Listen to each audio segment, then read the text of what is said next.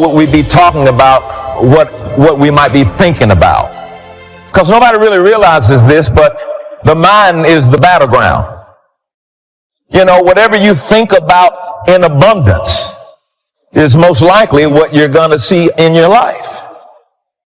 And there are all types of things battling for your thoughts.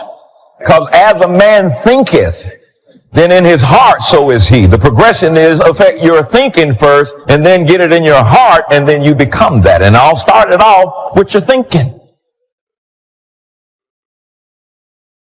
It is the condemnation that comes upon you. It is the struggle that lives down inside of you that you say, what was I thinking? Have you ever looked back at something and you just wonder, what was I on to do that? What happened? Did somebody put something in my coat? What happened that I went that far? See, this one of the things that we do with guilt, because it is such a heavy burden to carry. It's a heavy burden because it can only exist in places where you care. So it becomes a heavy burden to carry. So what we do is we change the narrative of what happened to make the memory more palatable.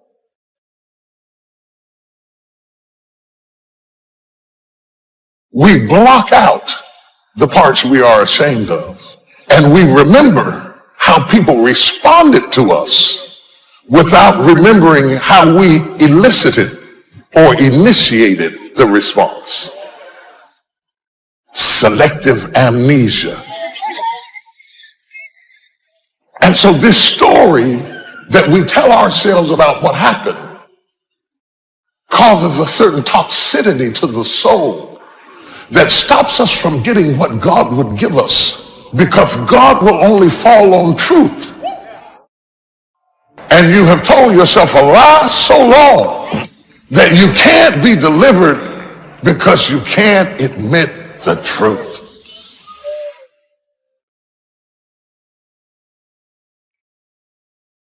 You're in fear. Well, what you're thinking about. You're angry. Then what you're thinking about. You're depressed. Well, what you're thinking about. Peace or worry can be a result of what you've been thinking about, what you've been giving your attention to, what you've been considering.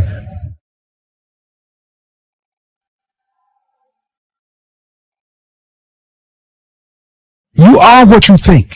So you start the day off as this grateful creature, this grateful soul, this grateful person. You start your day off as grateful. And it just spirals throughout your day. And it puts you in a great mood. Try it. I truly believe that thoughts are the greatest vehicle to change, power, and success in the world. Everything begins with thoughts. It's time for us to move. So get your joy, get your smile, and pack your bags, because we're leaving depression. We're leaving the fear. We're leaving sadness and the questions, and we're stepping into the fullness of who we were called to be. What happened earlier this week? And it only took 15 minutes, but you can't get it out of your thought life, and it's shaping you. It's messing up your access to wisdom, and it's hindering your happiness and your joy, and you can't live the life that God wants you to live because you're occupied with the last thing that you've been thinking about. And it's become abundant in your mindset. And your mindset determines really where you're going to go. And you got to be careful. And it's a real thin line between what you're going through emotionally and what's happening spiritually. And sometimes you're thinking something wrong between you and God, and it's just an emotional mindset that's been created by how much attention you've given a thing. You're still making progress, but you might not feel like it because you've given attention to that other thing. You still heal, but you might not feel like it because you've given too much attention to the negative part of it. The one way to coach your mind from depression is with gratitude. Just start writing down everything you have to be grateful for. Whatever it is. Your health, you can walk, you have a car, may not be the one you want. I ate today. I have a place to live. I got a friend that I can call and share my troubles with. And just be real detailed with it. You would be stunned how long you'll be writing. Now, let me tell you what happens. Gratitude erases all negativity because there's no room now for negativity. It's not a magic trick. Joy and depression cannot reside in the same space. Those two things cannot exist at the same time.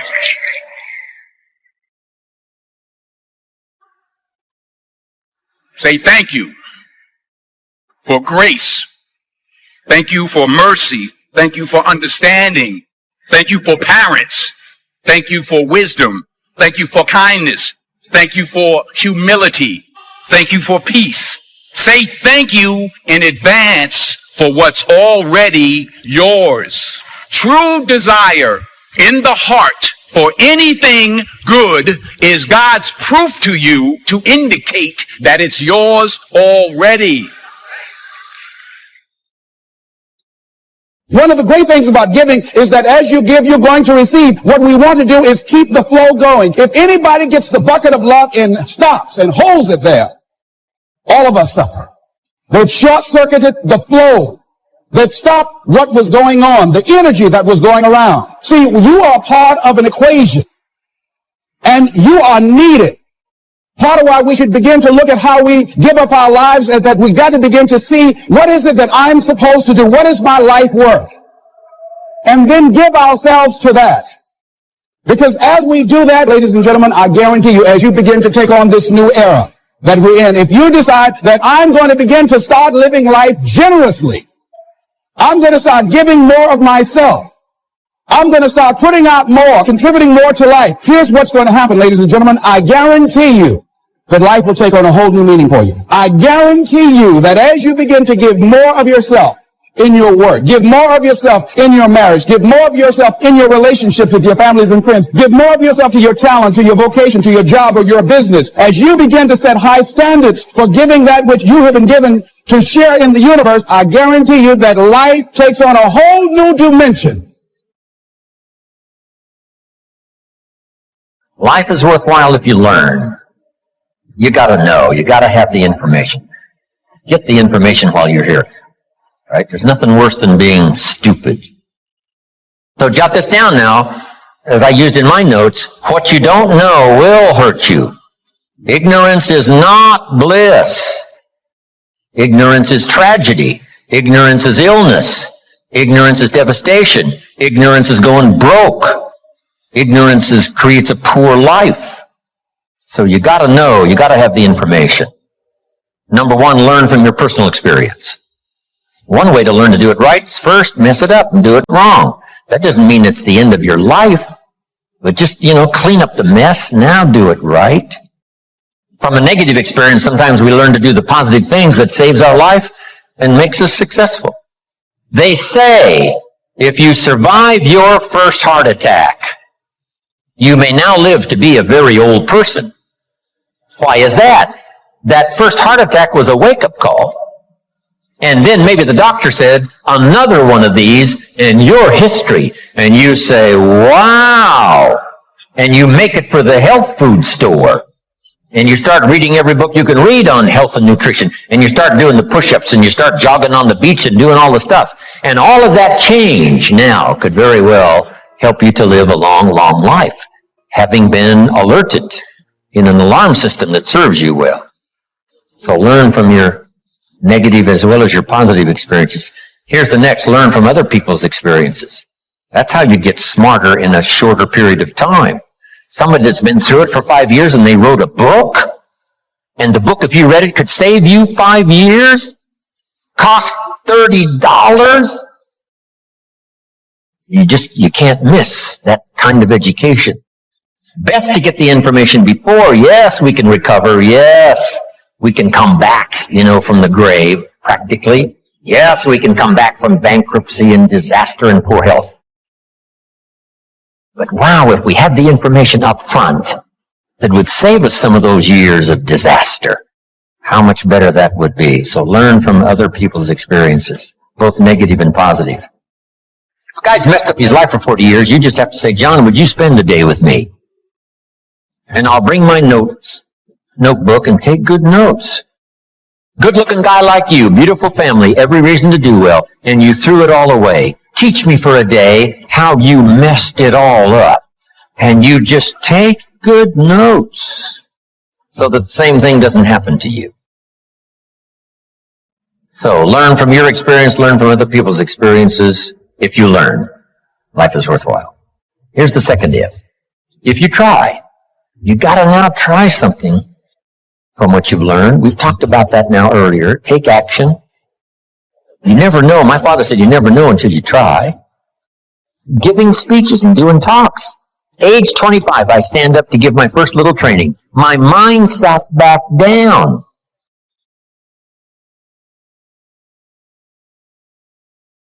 I open my mouth and nothing comes out. My knees are knocking like this. The sweat is pouring. It's called terror, in case you haven't tried it, right? But I got through it somehow. It was so bad, if I hadn't have been doing the class, I'd have gone home, right? It was bad. But I got through it. And then I did it again. You know, I didn't know if I should even try again. But sure enough, I had the kind of mentor and the kind of teacher who said, hey, that's nothing. You know, what if you go up to bat and you strike out? Does that mean it's over? I said, no, it's not over. It's just over for one time up at bat. And then another time and another time. Pretty soon you connect. And pretty soon you get good enough to do well. And then pretty soon you get good enough to win the game. And then pretty soon you get good enough to take home the trophy. So you just keep trying. The third if that makes life worthwhile is if you stay. You've got to hang in there. Some people plant in the spring and leave in the summer. When it gets a little hot and a little uncomfortable, and it looks like the weeds are winning, and it looks like the bugs are having a feast, and you have a tendency to say, hey, I've had it with this. But the key is, if you want the harvest in the fall, at harvest time, you've got to stay through the summer. Even if the harvest doesn't turn out to be good, you just see it through and then use that experience to do better planting in the spring come the next turnaround of seasons. So stay in there. If you're going to play the game, you got to stay until it's over. What if the team you were on the team and you guys were behind and you said, hey, we're so far behind, we're out of here. And you all walked off the court, right? We would run you out of town, probably. We wouldn't own you as the home team. Say, I'm behind, so I'm out of here. No, you stay until what?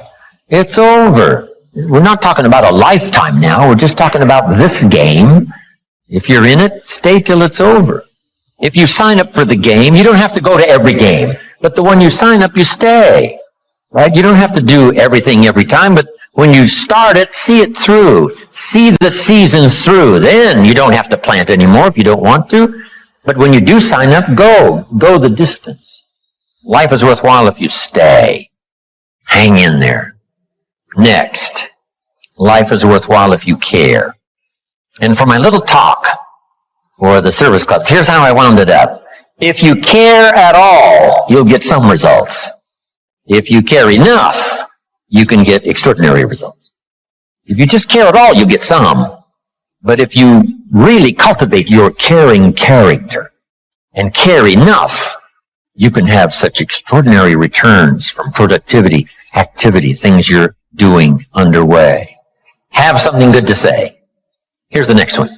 Now we must learn to say it well. Once you've got something, now you can't mumble, right? It's got to be clear, or no matter how good the message is that you've got to deliver, how good the instructions, how good the ideas, no matter how good they are, if you don't deliver them well, now the power is lost and the opportunity is lost. So number one is to have something good to say, and number two is to say it well. Here's what will help you to say it well. Make this list. Number one, sincerity. If a message is delivered with sincerity, see, that makes all the difference. If the speaker is sincere, if the father is sincere, if the mother is sincere, see, that's captivating for the children. If the friend is sincere, even covering a delicate subject for us, of some changes we probably should make. If they're sincere, see, we will give them room. Perhaps to get on our case if we know they're sincere, not just trying to criticize for criticizing's sake. If your sincerity, I'm telling you, that wins the day. Here's what can really be accomplished. Hopefully, like this weekend here, someone sincerely willing to speak and someone sincerely willing to listen. Now, in terms of lecture, book, seminar, and all the rest, we must come to this conclusion, because it's a wise conclusion, that sincerity is not a test of truth. In your study and evaluating everything, just make sure you have that in the back of your mind. Sincerity is not a test of truth. We must not make the mistake of saying, he must be right. He's so sincere. See, that might be a mistake. Why is that? Here's why. It's possible to be sincerely wrong. So sincerity is not a test of truth. Here's the only test of truth. Truth is the only test of truth, not sincerity. We hope someone will be both truthful and sincere, but we don't mistake sincerity for truth. Here's next. Repetition. To get better at something, you just have to go do it. Go do it. Accept every opportunity to go make a little talk if that's going to be your business. Get better at talking to your kids. Come up with more illustrations. Come up with more ideas. Read an extra book. How to communicate with teenagers. So you'll have something a little better to say. And then just practice it. Get good at it. Get better at it. Right? I was clumsy when I started. Now the words flow a little easier. I still struggle with the language, trying to make it clear, but it's easier now. Repetition has helped me to do that. Here's what's next. In good communication, saying it well, brevity. Right? Don't take too long to say it if you can say it in shorter sentences and shorter time. One way to learn brevity is to talk to kids. You talk to kids for 30 seconds and they say, how long is this gonna take? It's already too long, right? 30 seconds. I mean, they got games to play and things to do. They can't hang around for, an hour's discourse. So talk to kids. It helps you to make it more brief. The storyteller tells us Jesus wandered around the countryside in putting his 12 together. And as he wandered around the countryside, every once in a while he would say, you follow me. See, that's short. Why could he be so brief and so short with that simple appeal? Jot this down now. Probably for who he was. Not just for what he said, but for who he was. There was something about him when he said, you follow me. See, probably his reputation, probably his manner, probably with how he said it, irresistible. So here's what's powerful. And you can talk less and even be more effective in this personal development area. The stronger you become and the wiser you become, the more caring you become, it shows in your language and your manner. The texture of your communication changes and reaches where it couldn't reach before. It strikes the heart where it didn't strike before. That's the key here. Next, style. Now you've got to develop your own style. You can be a student of style. There's about a dozen people that I know over the years that if you knew those dozen, you'd say, hey, a little bit of each of them appears in Jim Rohn's style, which is probably true. Not copying any one person, but I like the way the person said it this way. I like the person's gestures, because I used to be a little too stiff without, gestures. So make this note, it's not just what you say, it's how you say it. Style, sincerity, the way you present it, heart, soul, from deep inside, commitment, dedication, wrapped up in your language so that now when you present it, hey, it becomes incredibly effective. Next is vocabulary. The better your vocabulary, the better you can share ideas that are meaningful, find words now to use that you couldn't use before. If you were very limited in your ability to comprehend because you had such a small vocabulary, that no matter what someone said, it would still be confusing. No matter what they said, it still might not make sense. They said it clear, but you couldn't see it. And sometimes that's because the vocabulary is so limited that it doesn't have the ability to register the scene on the screen of your consciousness. What if you could only see the world through this little tiny hole? You would be inclined to say, the world is like this. And all of us would say, no, No, the world is like this. This person would say, no, it's like this. How come they keep insisting the world is like this? Because that's all they can see. They're limited in the scope of their ability to widen their perception about life and what's going on and what's happening simply because they don't have the vocabulary to understand. So they started working on vocabulary, and immediately behavior started to change. Being able to see, being able to comprehend. Oh, now I see. Oh, now I understand the reason why.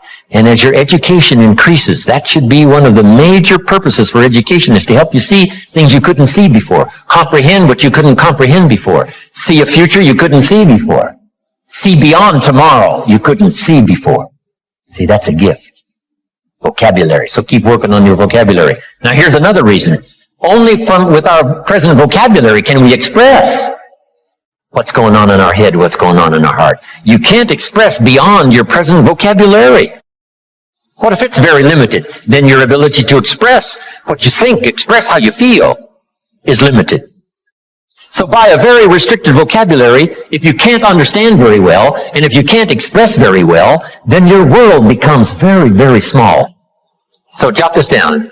Make one of the books very important book, and that is the dictionary. A word you don't understand, come to a word you don't understand, you look it up. Say, what is this word? Words are like lights. Now make this note now, especially the English language. There's nothing richer than the English language because there's so many ways to say it in English. In some languages, there's only one way to say it. In English, there's another way to say it, and another way to say it, and another way to say it. When I travel to all these countries and have to have translators, it gets to be difficult sometimes. Expressing something that makes sense in English, because we have several ways to say it, but in their language, there's only a couple of ways to say it. So the translator has a tough job. So you have to learn how to present, how to do the stuff. But the gift of language is so powerful, it's worth the exercise. It's worth the effort. Vocabulary, brevity, style, repetition, sincerity, saying it well. Here's another one on saying it well. Don't fail to say it. You need the practice. Practice everywhere. If you're going to give someone a gift and send a little card, practice making this little card something they'll keep and remember for the rest of their lives.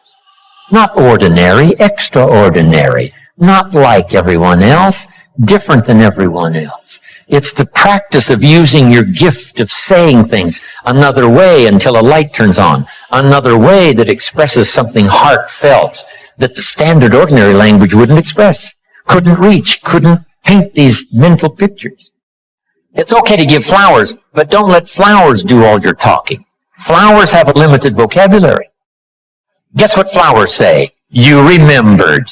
That's about all they say. Flowers don't say, nobody in this world affects me like you do. Love. See, flowers talk, but they don't say that. That you got to put in the little card. Nobody in this world affects me like you do. Love. And then you sign it. And see, long after the flowers are gone, somebody's going to keep the words.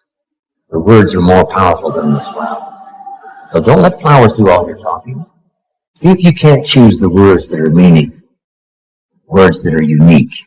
And the more you do this, practicing every little occasion to say something well, whether it's a little talk to the family gathering, or whether it's training, or whether it's inspiring, or a little class on Sunday morning, whatever it is, keep improving, find a new way to say it, a new illustration, a new story. You'll get better. The gift will belong to you, and the effect could be electrifying. Don't fail to say it. Here's an expression we've heard. Words are no substitute for action. That's true. Let me give you another one. Action is no substitute for words. It's okay to do, but you've also got to say. Express it, as clumsy as it might be to start. Start a better program of better communication, saying it better. Here's the next one now that's really challenging, but it really works, and that is read your audience. Whether it's an audience of a child or an audience of a training class, or whether you're a minister and you preach, Here's what you've got to do. Say something well, but then read the effect you're having. If you're talking to a child, should you really pour it on or should you hesitate? Should you save this for another time or do it now? Some of that you've got to pick up by reading the child. Read what's happening to your audience of 1 or 1,000. This is a challenge, but it'll help you in framing better the words you need to say and the style you need to use. Now, in reading, there's 3 things. Jot these down. 3 things in reading your audience. First, you read what you see. Salespeople soon learn. If the customer's got his arms folded and his chin tucked down and he's frowning, this one ain't gonna be easy. Right? This one's gonna take all my skill to get his arms unfolded, make him a little more comfortable, get that frown off of his face. What can I do? I've got to reach in my bag for some good stuff, right? To see if I can't sort of change the situation. And what causes us now to do those amendments in our presentation? It's reading. Reading someone's body language, right? What's happening? Here's the next one. You've got to read what you hear. If it's a two-way conversation, you've got to listen as well as talk. Mama said 2 ears, 1 mouth. Listen twice as much as you talk at least, maybe more. Listen so that you can now know how to proceed. Especially if you're talking to a child, you listen so that you know how to proceed. And by listening, you pick that up. Here's the next one. You got to pick up the emotional signals, how you feel, whether you're coming on too strong, whether you should be stronger or easier this time. That's an art in reading. First, what you see. Second, what you hear. Third, read how you feel. Now, this is where women really have it made, being able to feel, sense. And they pick it up. Men can learn better on how to pick up these emotional signals, but women seem to have it. Because there's no use going on and on if the signal should have told you, wow, this is not the time. This is too strong. Picking up not only what you see and what you hear, but what you feel. Now, here's the last one. To achieve good communication, something good to say, saying it well, reading your audience. Here's the last one. Intensity. Intensity is the emotional part of communication. Communication is both words and emotion. Here's what's really powerful. Words loaded with emotion. See, that's what's unbelievably powerful. It can move nations. It can help people change directions. It can establish an ideology, for good or for bad. Look at Hitler and his ability to preach. Look at Stalin and his ability to preach. Lenin, as wrong as they were, they believed it with all of their heart. Disastrous results. But they put everything they had into it. The emotional content was unbelievable. Powerful. Yes, in an evil direction, but it can also be used for a good direction. This intensity, strength, power, emotion. Now here's the craft. And conversation is a craft. Don't get lazy in learning this craft, because it'll serve you so well at home. It'll serve you so well in the marketplace. It'll serve you so well in your career and making your fortune. This craft of communication. Here's the combination. Well-chosen words mixed with measured emotion. Not only do the words have to be well-chosen, the emotion has to be well-measured.